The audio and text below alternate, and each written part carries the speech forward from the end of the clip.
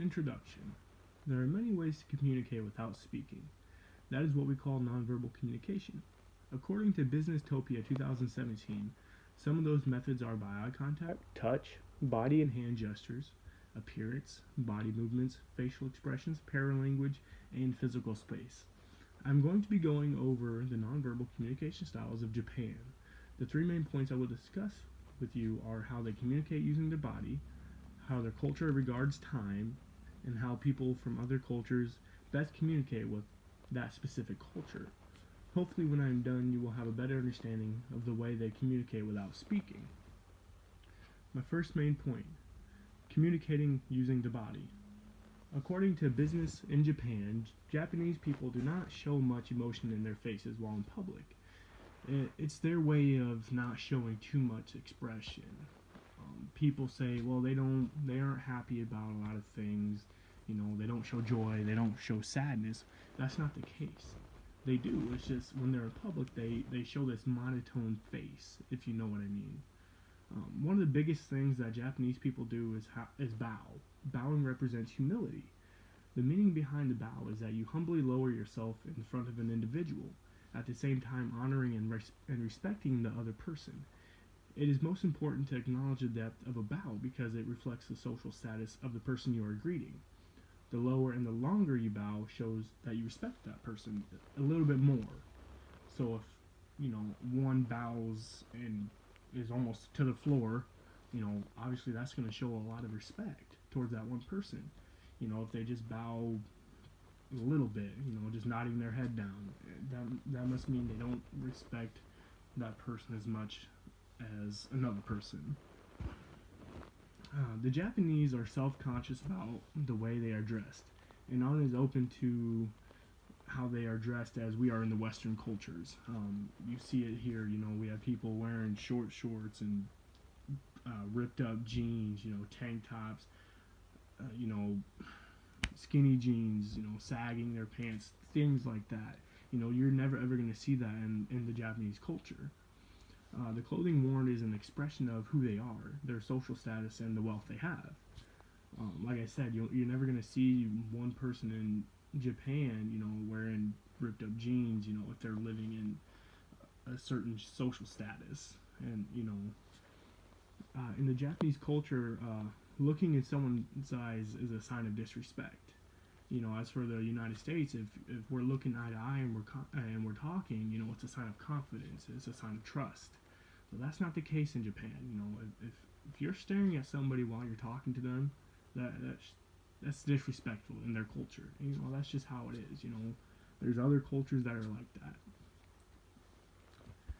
My second point is how the Japanese regard time.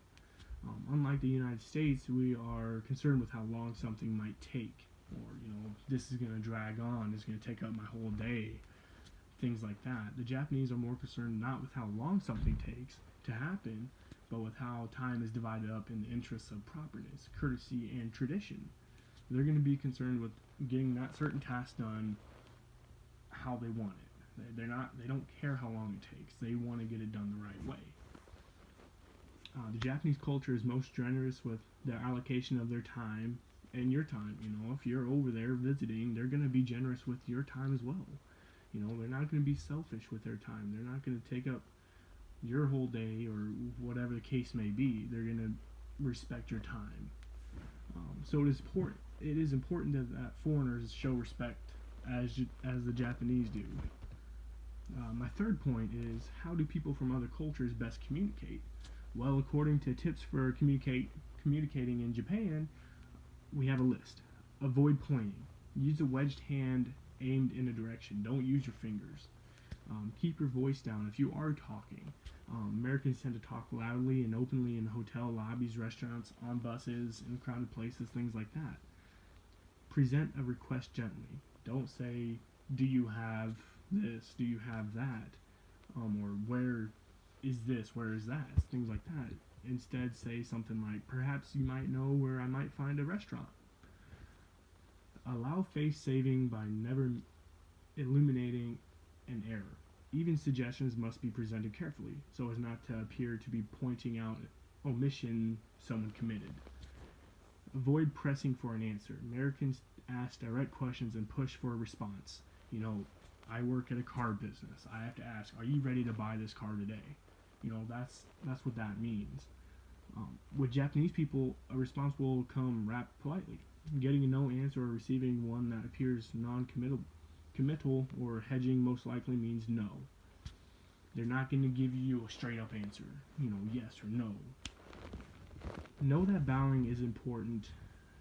Is an important communication ritual. Like I said in my first point, traditionally the person of lesser social status bows lower, but even a small bow shows respect for the person and the culture. Like I said earlier, just because one bows lower than one other doesn't mean that they don't respect it. It's just certain levels of respect.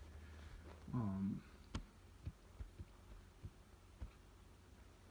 to conclude, I've gone over how they communicate using their body, how their culture regards time, and how people from other cultures best communicate with that specific culture. Hopefully, you have learned a little bit more on how to non-verbally communicate in Japan if you ever go there.